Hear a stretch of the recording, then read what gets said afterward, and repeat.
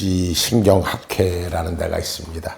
복지신경학회. 여기서 여기 그 학회지에 실린 내용인데 실비아 캐턴 박사라는 분이 계십니다. 이 박사님이 연구 논문을 내셨는데 아주 특별한 결과가 나와 있습니다. 한 병원에서 치료받는 뇌졸중 환자들을 대상으로 조사한 결과인데 그 환자들의 상당수가 뇌졸중 발생 2시간 전에 크게 화를 냈다는 것입니다. 그리고 이 환자들은 그 화를 nem으로 인해서 뇌졸중으로 연결이 되더라는 겁니다. 크게 화를 내고 낸 2시간 뒤에 뇌졸중으로 쓰러졌다. 바로 이 말이에요. 화를 내는 것은 뇌에 독약을 쏟아붓는 것과 같다라고 박사님은 표현을 합니다. 이것이 의학적인 결론이에요. 화를 내는 것이 그만큼 치명적이다라는 겁니다. 그리고 두 번째로 심장에 대해서 얘기합니다. 화를 내면 심장병에 걸릴 확률이 5배나 높아진다고 해요. 여러분, 인간은요, 하나님의 형상으로 창조되었습니다.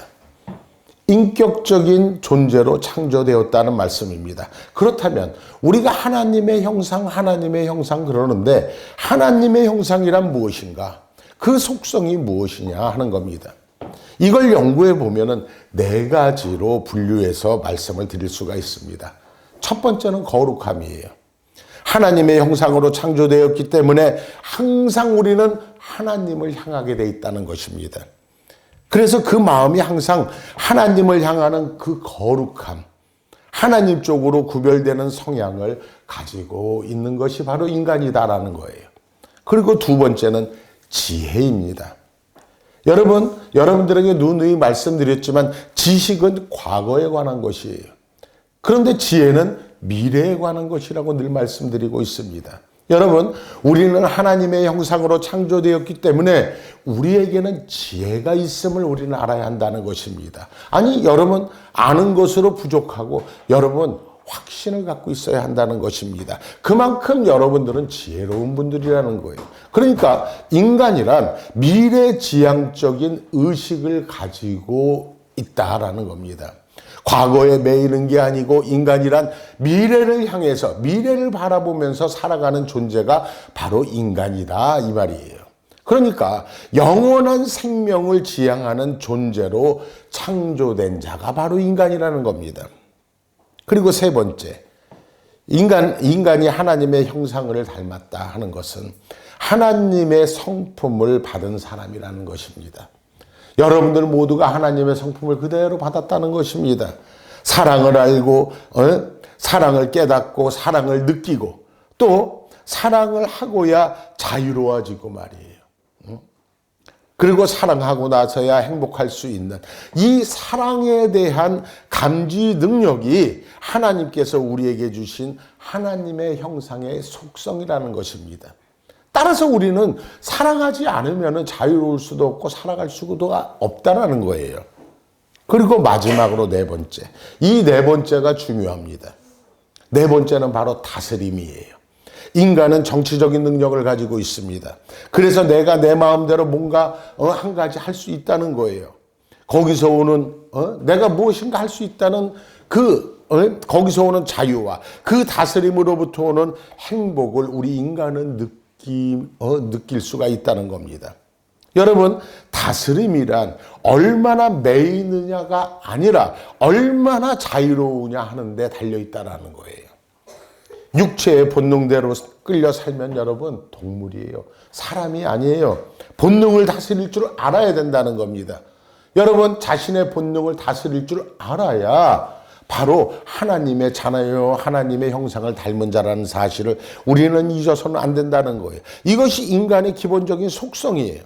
그래서 인간은요, 자율성으로 말미암아 아주 고귀한 존재라는 거예요. 다시 말씀드리면 여러분들은 너무나 소중하고 고귀한 존재라는 사실입니다.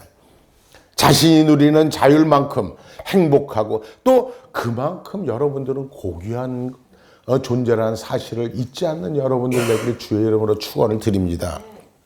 기본적으로 에덴 동산에서 하나님께서 이렇게 말씀하셨잖아요. 야, 너희들 선악과 따먹지 마라. 응? 선악과 따먹지 말라. 이걸 먹는 날에는 정령 죽으리라. 응? 한번 생각해 보자고요. 따먹을 수도 있고 안 따먹을 수도 있잖아요. 그것은 내 자율성이에요. 내가 따먹을 수도 있고 안 따먹을 수도 있고 내 손에 달렸다는 겁니다. 그러나 너희들이 따먹었을 때는 정령 죽으리라 알려주신 거예요. 이게 내 자율성이에요.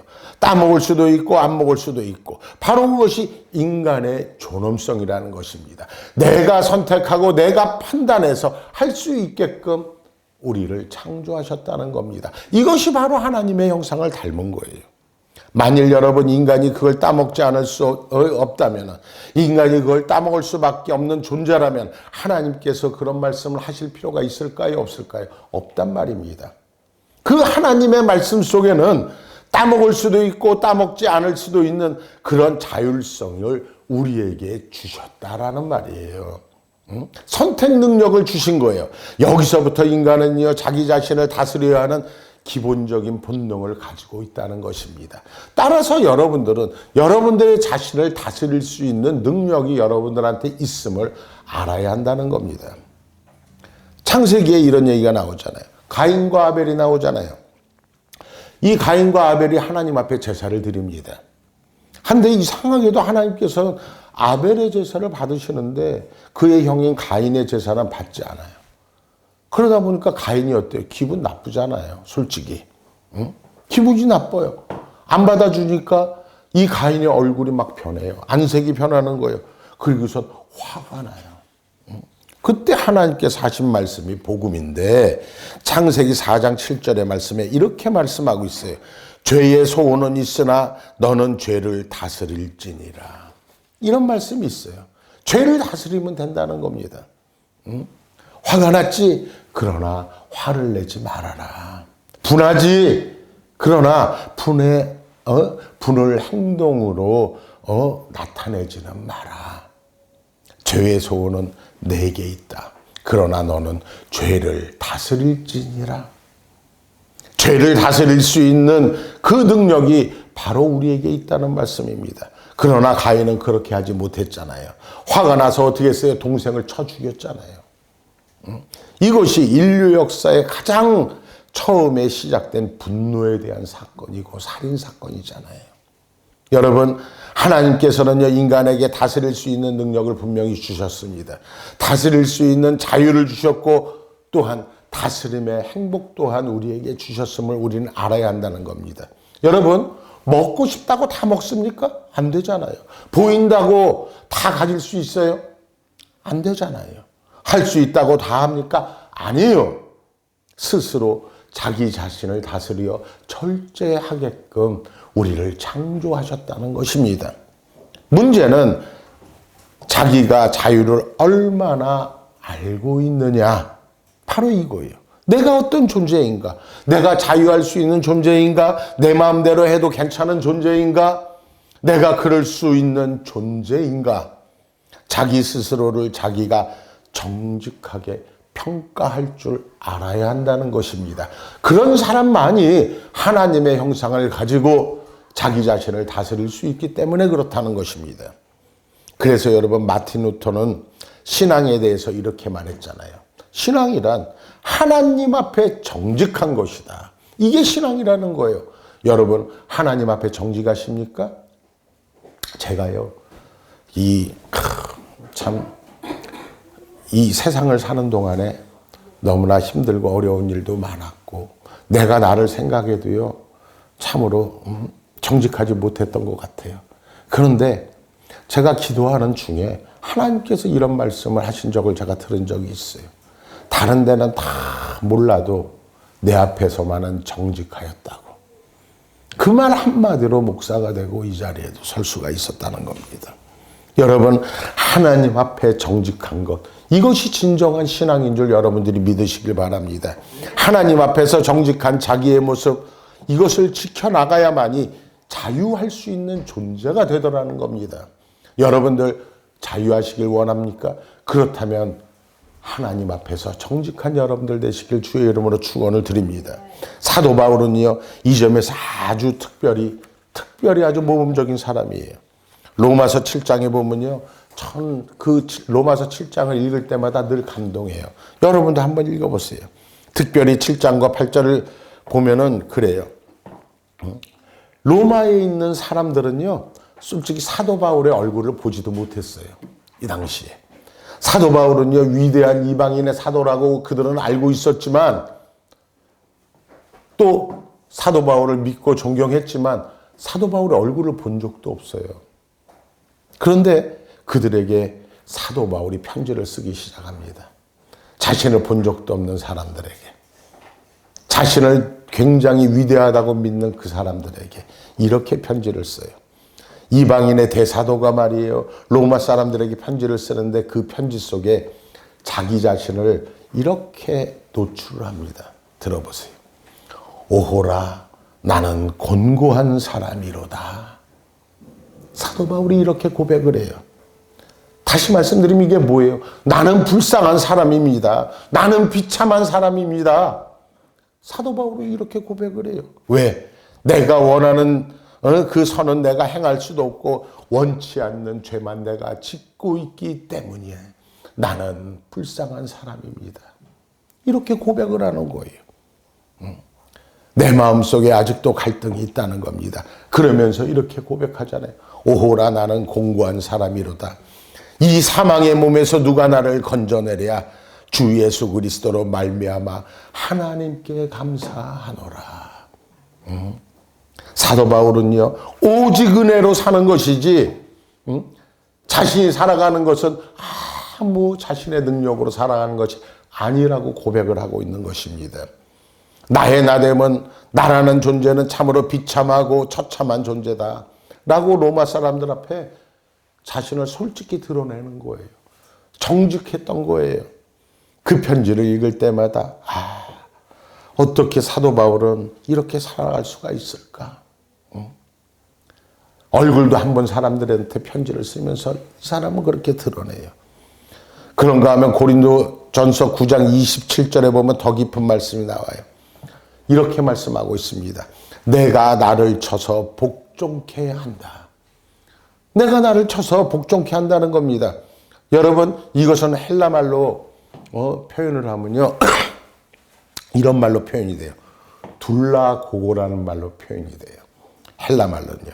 이 말은요, 둘로스란 말과 아고라는 말을 합해 놓은 것인데, 이 둘로스란 말은 노예예요. 노비. 그리고 아고란 말은 인도한다라는 말이에요. 그래서 둘로고고라는 것은 노예를 인도한다, 이런 말이에요. 다시 말씀드리면, 우리가 알아듣기 쉽게 말씀드리면 노예를 길들인다, 이런 말이에요. 멀쩡한 사람을 잡아다가 노예를 만드는 거예요. 그 사람을 길들여서 고분고분한 노예로 만드는 때 둘라고라고 말씀드리는 거예요. 바로 그 과정을 말하는 겁니다. 방종함과 타락성과 반항성과 교만함을 모두 꺾어버리고 마지막에 고분고분한 노예를 만들어가는 것. 굴레를 씌우고 재갈을 물리고 노예를 길들이듯이 사도 바울은 자기를 그렇게 노예를 길들이듯이 자기 자신의 마음을 길들이고 자기 성격을 길들여 가야 한다고 이렇게 말하고 있는 것입니다. 여러분, 자기 자신을 노예로 생각하고 노예처럼 길들일 수 있는 사람이 몇 명이나 있겠습니까? 더 극단적인 말도 해요. 갈라디아서 2장 20절의 말씀해 보잖아요. 그럼 사도 바울은 이렇게 말합니다. 나는 그리스도와 함께 십자가에 못 박혔다. 이런 말씀을 해요. 나는 그리스도와 함께 죽었다, 이 말이에요. 십자가를 쳐다볼 때마다 나는 죽었다. 지금 죽는 것이 아니라 나는 벌써 죽었다는 겁니다. 또 죽고 십자가를 바라볼 때마다 나는 계속해서 죽고 또 죽는다는 겁니다. 여러분, 이게 예수 믿는 사람이에요. 그래서 예수님께서 말씀합니다. 자기 십자가를 지고 나를 쫓으라. 이렇게 구구절절하게 예수님이 우리에게 말씀하시잖아요. 자기 십자가를 지고 나를 쫓으라. 고린도전서 15장에서 사도 바울은 아리송한 말을 합니다. 자신은 맨날 죽는데요. 나는 날마다 죽노라. 응? 영어로 말하면 daily die. 응? 마틴 루터는 daily baptism. 나는 날마다 세례를 받는다. 여러분, 세례를 받았지만 세례를 받는다는 뜻이 무슨 뜻입니까? 세례를 받는다는 것은 이제 주님 앞에서 나는 죽었다는 겁니다. 세상적으로 나는 죽었다는 것을 의미하는 것이잖아요. 날마다 죽노라. 여러분, 오늘 아침에도 우리는 죽어야 하는 겁니다. 새벽에도 죽어야 하는 겁니다. 지금도 죽어야 하는 거예요. 우리의 마음에 여러분 아직도 근심과 걱정이 있습니까? 아직 덜 죽어서 그런 마음과 근심이 아직도 남아있는 거예요. 아직 덜 죽어서 그래요. 그래서 아직도 내 속에서 꿈틀거리는 것이 남아있기 때문에 그렇다는 겁니다. 깨끗이 죽어버리면 아무 일도 없는 거예요. 자기 마음을 다스린다. 너무너무 중요한 말씀입니다. 자기 자신에 대해서 정직하고 자기 자신에 대해서 진실하게 자기 마음을 다스리는 것이 그만큼 중요하다는 겁니다. 여러분, 대개 인간들이 생각할 때요, 자기 마음을 누가 지배하느냐 그러면은요, 자신의 이성이 지배한다고 그래요. 자기 지성으로, 자기가 아는 지식으로 이렇게 저렇게 하겠다고 판단하고 있지만, 여러분, 그 지성 믿을 수 있는 지성입니까? 그것이라고 해봤자 병든 지식이고 병든 이성에 불과하잖아요. 한 푼의 가치도 없는 것 가지고 거기에 의지해서 이러쿵 저러쿵 잘났다고 이 말 저 말 하면서 세상을 비판하고 사람을 비판하는 그 비판의 입술이 되어버리더라는 것이에요. 그런가 하면 요즘 젊은이들은 어떤가요? 느끼는 대로 한다는 거예요. 감성대로 한다는 거예요. 여러분, 감성 얼마나 좋습니까? 감성이 행복을 주는 것이지만 그 감성 자체가 병들었기 때문에 문제가 되더라는 것입니다. 이미 병든 감성을 따라가는 것, 여러분, 함정으로 빠져드는 것과 마찬가지라는 거예요. 그런가 하면 여러분, 때로는요, 나의 의지를 생각하고 오랫동안 내가 경험했는데 하면서 내가 가진 삶의 철학을 따라서 내 의지대로 사는 것. 그런데 그렇게 말하는 사람들 가만 보잖아요. 다 고집과 아집으로 똘똘 뭉쳐있더라고요. 내 경험이라는 거 뭐 대단해요? 저요 60년 넘게 저도 살아봤지만 아무리 있잖아요. 되돌아보고 경험한 거 되돌아봐도요. 별 볼 일 없더라고요. 아무것도 아니더라고요. 그러므로 자기를 십자가에 못 박고 순종하는 믿음이 꼭 필요하다는 사실을 우리는 잊어서는 안 된다는 것입니다. 오늘 성경 말씀을 우리가 자세히 읽어보면요. 철저하게 우리를 또 교훈하고 있어요. 뭐라고 그럽니까? 노하기를 더디하는 자 말합니다. 노하기를 더디하는 자. 저는 그 말이 너무나 마음에 들어요. 노하지 않는 게 아니에요. 노하지 말라는 게 아니에요. 노하기는 하지만 조금 늦추라는 거예요. 조금만 늦추라는 거예요. 노하기는 노합니다. 하지만 잠깐 늦추라는 겁니다. 화가 나지만 잠깐만 조금만 늦추라는 거예요. 그래도 복을 받는다고. 모세를 한번 생각해 볼까요? 모세가요, 하나님의 산에 올라가서 40일 동안 하나님과 만나잖아요. 그리고선 거기에서 10계명 돌판을 받아갖고 내려오잖아요. 10계명을 받아갖고 딱 내려와서 이렇게 보니까 무슨 상황이에요? 내려다 보니까 이스라엘 백성들이 금송아지 만들어가지고 얼씨구 절씨구 하면서 우상을 섬기고 있다란 말이에요. 그 꼴을 보는 순간 이 모세가 욱하고 올라오는 거예요.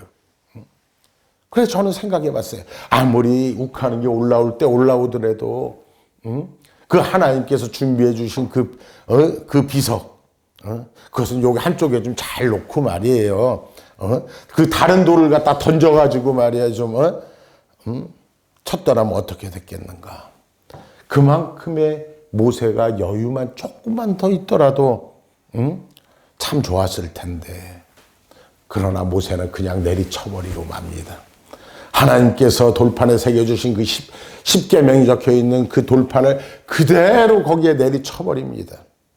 여러분, 모세가 누구예요?